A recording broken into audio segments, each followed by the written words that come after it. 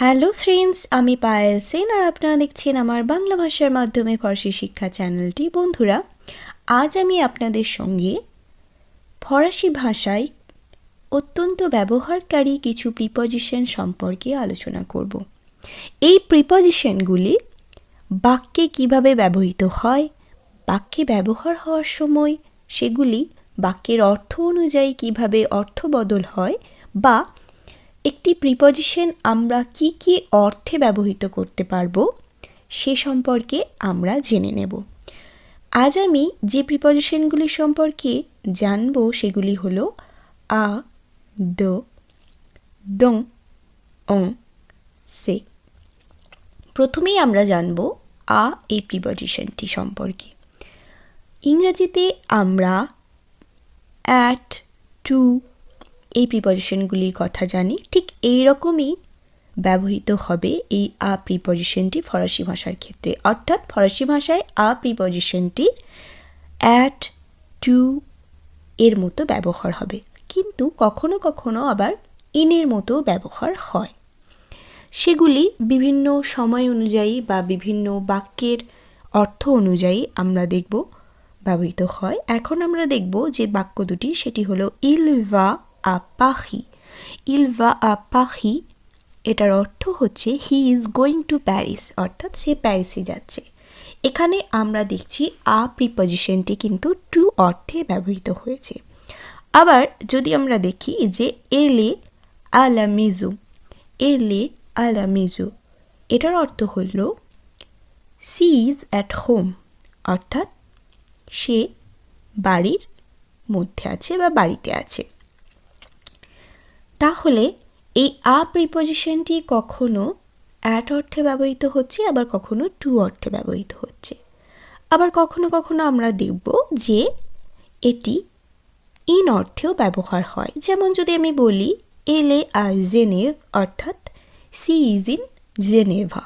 Geneva একটি জায়গার নাম, তো এই ক্ষেত্রে আমরা দেখব যে সেটি ইনের মতো ব্যবহার হয়। তবে সবথেকে বেশি ব্যবহার হয় অ্যাট এবং টু অর্থে। আপনারা আমার সাথে বাক্যগুলি আর একবার রিপিট করুন। ইল ভা আ পাহি, অর্থাৎ সে প্যারিসে যাচ্ছে, he is going to Paris. এলে আ লা মেজো, এলে আ লা মেজো, অর্থাৎ সি ইজ অ্যাট হোম, সে বাড়ির মধ্যে আছে বা বাড়িতে আছে। তাহলে বন্ধুরা, এই আ প্রিপজিশনটি আমরা দেখলাম অ্যাট বা টু অর্থে ফরাসি ভাষায় ব্যবহৃত হয়। এরপরে আমরা দেখে নেব পরবর্তী প্রিপজিশনটি। চলুন দেখে নেওয়া যাক সেই প্রিপজিশনটি। এরপর আমরা দেখব দোহ এই প্রিপজিশনটি। ইংরেজিতে আমরা ফ্রম, অ্যাবাউট, অফ এগুলি যেভাবে ব্যবহার করে থাকি, ফরাসি ভাষায় দোহ আমরা সেইভাবে ব্যবহার করতে পারবো। বাংলায় আমরা থেকে, এর এই ধরনের শব্দগুলি ব্যবহার করি, সেগুলি আমরা এই দোহ প্রিপজিশনটির মাধ্যমে প্রকাশ করতে পারবো। যেমন এলে তাহিভে দো হোম, এলে তাহিভে দো হোম মানে সে রোম থেকে এসেছে। এই যে আমরা থেকে বলছি, লে লিভre de ma mère, অর্থাৎ আমার মায়ের বই, মাই মাদার্স বুক, বা এভাবেও আমরা যদি বলি the book of my mother, সেভাবেও আমরা বলতে পারি। লে লিভre de ma mère, অর্থাৎ আমার মায়ের বই। এই যে এর, থেকে এই ধরনের শব্দগুলির আমরা ব্যবহার করছি, তো এই সময় আমরা এই দোহ এই প্রিপজিশনটি ব্যবহার করতে পারি। এরপরে আমরা চলে যাব পরবর্তী অংশে। চলুন দেখে নিই পরবর্তী অংশটি। পর আমরা যে প্রিপজিশনটি দেখব সেটি হলো অন, যার অর্থ হলো মধ্যে। ইংরেজিতে আমরা ইন বলে থাকি, সো এটি ফরাসি ভাষায় আমরা বলতে পারি। ইনের ব্যবহারের মতোই কিন্তু এর ব্যবহার হবে। যেমন নু সম অন ক্লাস, নু সম অন ক্লাস মানে উই আর ইন ক্লাস, আমরা ক্লাসের মধ্যে। তবে এই প্রিপজিশনটি কখনো কখনো আমরা দেখব যে টু এর মতো ব্যবহার হয়। যেমন nous allons en ville, nous allons en ville, অর্থাৎ আমরা শহরে যাচ্ছি। এই ক্ষেত্রে কিন্তু গোয়িং টু এই টু অর্থে ব্যবহার হচ্ছে। je vais en France, অর্থাৎ I am going to France, এক্ষেত্রে আমরা দেখছি যে টু এর মতো করে কিন্তু অ প্রিপজিশনটি ব্যবহার হচ্ছে। তার কারণ হচ্ছে এই প্রিপজিশনটি আমরা দেখি যে স্ত্রীবাচক শব্দের আগে যদি সেটি কোনো জায়গার নাম হয় বা দেশের নাম হয়, সেই ক্ষেত্রে কিন্তু এই প্রিপজিশনটির ব্যবহার হয়। খুব সহজভাবে মনে রাখতে চাইলে আমরা মনে রাখতে পারি যে প্রিপজিশনটি মধ্যে এই অর্থে ব্যবহার হয়, কিন্তু কোনো জায়গায় যখন দেখছি আমরা যে যাচ্ছি বা যাওয়া অর্থে, তখন কিন্তু দেখব যে এটি টু অর্থে ব্যবহৃত হচ্ছে।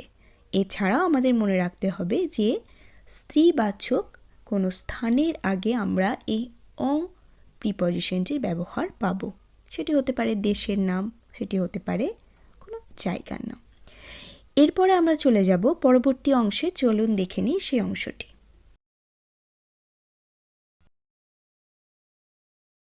পর আমরা জেনে নেব এই প্রিপজিশনটি ফরাসি ভাষায় কিভাবে ব্যবহৃত হয়।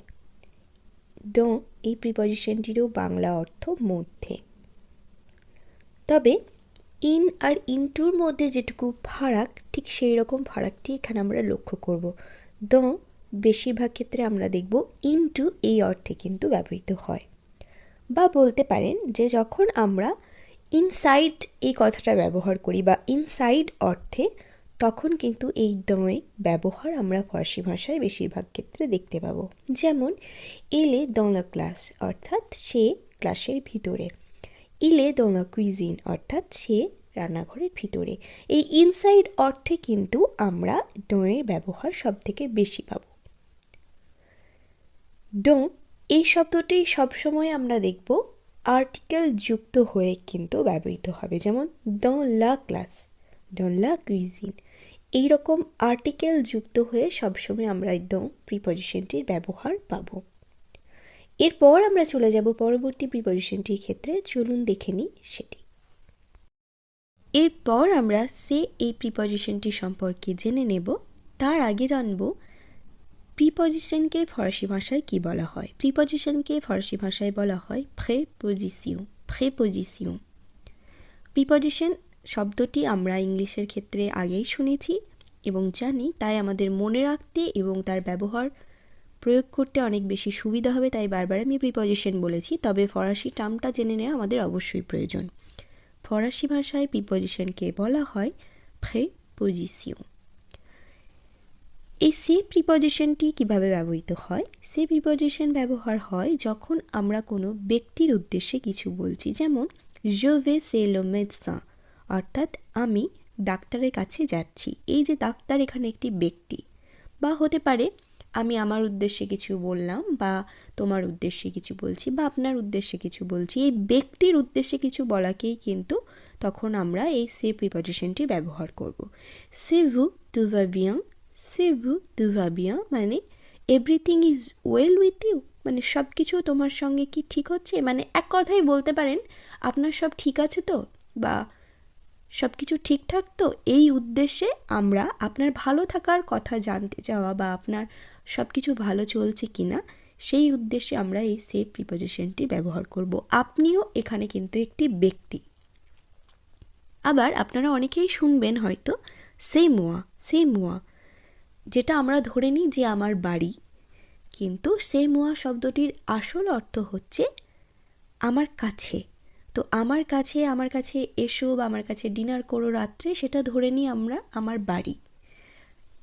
অ্যাকচুয়ালি মোয়া অর্থাৎ আমার উদ্দেশ্যে, আমিও তো একটি ব্যক্তি, আমার উদ্দেশ্যে এখানে বলা হচ্ছে।